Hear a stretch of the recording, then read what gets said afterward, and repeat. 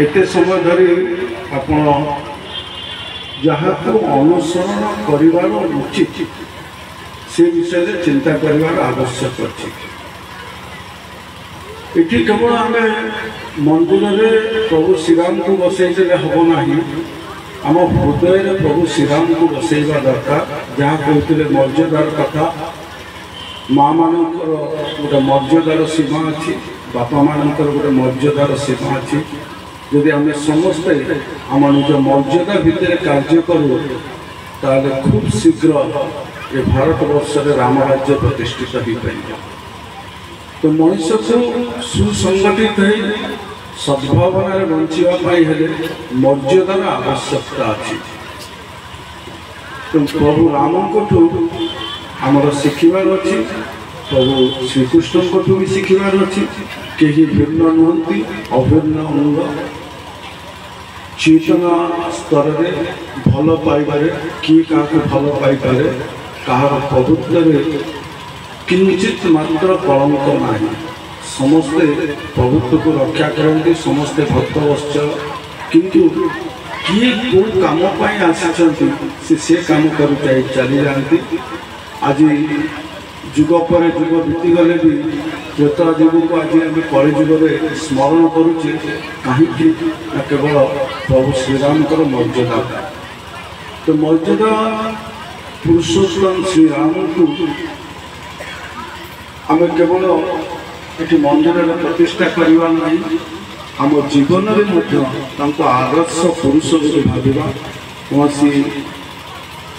व्यक्तित्व को यदि आम जीवन आधार कर बचापी चाहूचे ताले प्रभु श्रीराम को ही आधार करवा एवं शिखा माँ को सीता जी प्रभुंर मर्यादा को रक्षा करने निजे परी मर्यादा सीमा भितर रहे।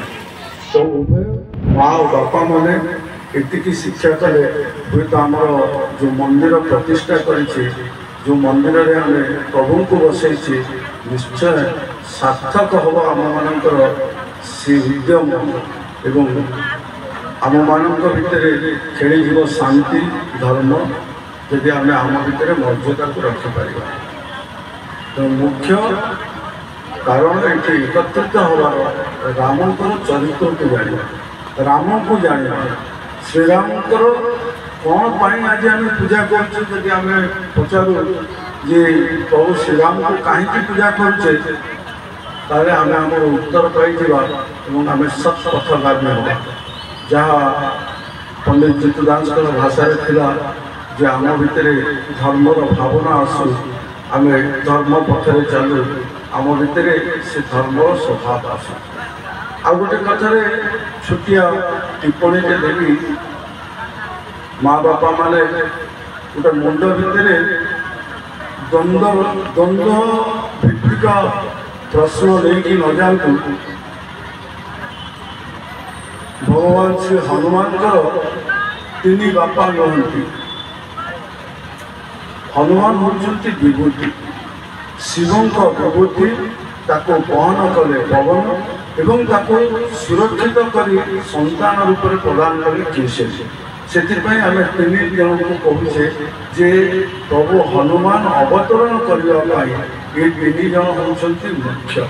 कारण आम जी गाँवली भाषा कहू कार बापा तीन टा कि चार्टा ताले कथा असुंदर हम, शब्द अशालीन हो।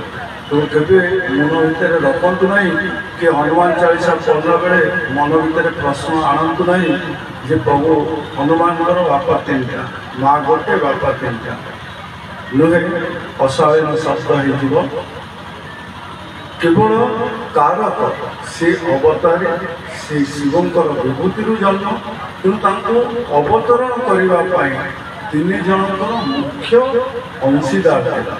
शिवं विभूति को पवन देवता बहन कर आनले और केशरी स्त्री गर्भरे रखिले। तेणु केशरी को कारक बोली कहगला। जी आम भल पाइबा प्रभु श्रीराम को से भल पाइबा प्रभु हनुमान को। एवं जदि से पुरुषोत्तम श्रीराम पाखे पहुँचेवाई क्या पाखे शक्ति थाए ताले सी होती सबुठु श्रेष्ठ शिव हनुमान।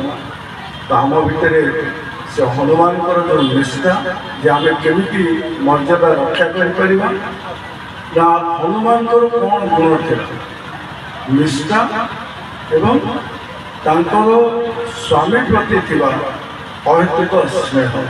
तो आम मान भितर आम एत कि चेष्टा करवा ना नाम जप करवा दरकार ना साधना करवा दरकार ना सिद्धि जाकि श्मशान जंगल में साधना कर आवश्यकता ना। आम भितर ये दुईटी गुण को जब आम रखिपर आम भितर निष्ठार आवश्यकता अच्छे। जो कर्म आमको भगवान संपादित होती सठिक भाव में संपादित करवा एवं आमर जे इष्ट जहाँ कहले आम प्रभु श्रीराम को इष्ट आमर मानवा सी होती आम मान गोटे उदाहरण प्रति आमर जो अहेतुक स्नेह से स्नेह भरी रू केवल ये समागम नहीं समागम सृष्टि हो राम राज्यर जो बीज ये अंकुरित हो ये समागम राम राज्यर जो संदेश कहा सारा विश्व में प्रचारित हो आम भितर से निष्ठा आसू आम भितर से अहेतुक स्नेह आसू प्रभु श्रीराम को श्रीराम पाखे। तो मु ठाकुर को डाकुची भक्ति करुची मोर सबू कम हो मत विपद पड़ो ना मत आपद पड़ो ना ताकू भ्रांत धारणा किसी ना। जदि कामना सहित कौन उपासना करा जाए से उपासना गणती बोले से कामना गणती दिए।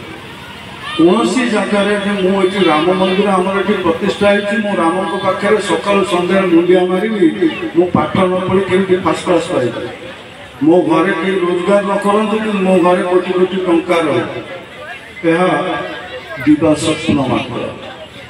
भक्ति रे कामनार कौन आशा ना जे मु भक्त मुझे हारि ना मु भक्ति करुँच मत दुख पड़ो ना ये सब भ्रांत धारणा। कारण प्रभु परीक्षा दिखती दुख कष्ट ये दिखती से मापती प्रभु प्रति आमर भल पाइबा केते अच्छी आम प्रभु को केमी भल पाच। तेणु दुख आसू कष्ट आसू जीवन में सब कुछ स्वीकार करने मानसिक स्तर में आम प्रस्तुत हवा उचित। जे प्रभु श्रीराम को पाखे पाखे रोते अयोध्यावासी अधिका कष्ट किए पाई ना। माँ सीता जे हाथ धरी बाहर अधिका कष्ट किए पाई ना। जे बंधुत्व ग्रहण कले आज पर्यंत भी जो आम गाड़ी दौचे कहे यहाँ घर भंगा विभीषण ये अपशब्द आम व्यवहार करुचे सी होती प्रभु श्रीराम बंधु एवं भक्त। तेणु शास्त्र आमप लिखाई शासक शास्त्र आम निजे निजक केमती अनुशासित कर रखा शासित कर रखा से कहुई। आउ गोटे कथा माँ मैंने ध्यान सहकार शुणुते उच्चिष्टर कथा ये स्वामी उच्चिष्ट गुंजन कर कथा केवल गोटे सीमा भितर छोट परिसीमा भितर जाकी दिना। आम रामायण कहानी शुणीचे सबुरुणीर अईठा प्रभु राम खाइले श्री रामचंद्र कहार उच्चिष्ट खाइले ना सबुरुणी कहीं खाइले। तो जीवन में इतक शिक्षा रख जी तुमठू उत्कृष्ट जी तुमठू गुण में उत्कृष्ट से उच्चिष्ट सेवन कले तुम कल्याणकारी होता है। श्रीरामचंद्र पितृसत्य पालन कर वनवासी है किंतु सबरुणी पशु मान सुरक्षा देवाई वनवासी होते। तो प्रभु श्रीराम कहले जे मु तो मोर स्वार्थ थिला मो बापार स्वार्थ रक्षा करने मो बापार सत्य रक्षा करने वनवासी किंतु जड़े सबरुणी साजी राजकुमारी कहा ना ता राज्य रे पशु हत्या बंद करने जो सी सुरान से विदा कर राजा जो पशु मान को नहीं जंगल को पड़ा से वनवासी होती। तेणु से तुलना कर तो से पुरुषोत्तम। तेणु उच्चिष्ट कहार सेवन करवा उचित जे आपण मानक उत्कृष्ट गुरुंकर सेवन कर बापा माँ सेवन कर स्वामी सेवन कर जी आपण उत्कृष्ट बोले निजे हृदयंगम कर उच्चिष्ट सेवन कर केवल छोट परिसीमा भितर आम रखा नहीं जे केवल स्त्री ही स्वामी उच्चिष्ट ग्रहण कर उच्चिष्ट भितर अनेक गुड़िए तथ्य अच्छी जमी आम कहे पंचामृत कथा कहे सबुठ बड़ अमृत हूँ मुखार अमृत जहाँ आम ओठ को स्पर्श कर उत्कृष्ट व्यक्ति भितर अमृत स्थान थाए तेणु अमृत पान करवा जहाँ अमृत पान कले माने नुहे कि आम अमर हो अमृतर अर्थ से नुहे आम भितर असुरत्व लोप हो देवत्व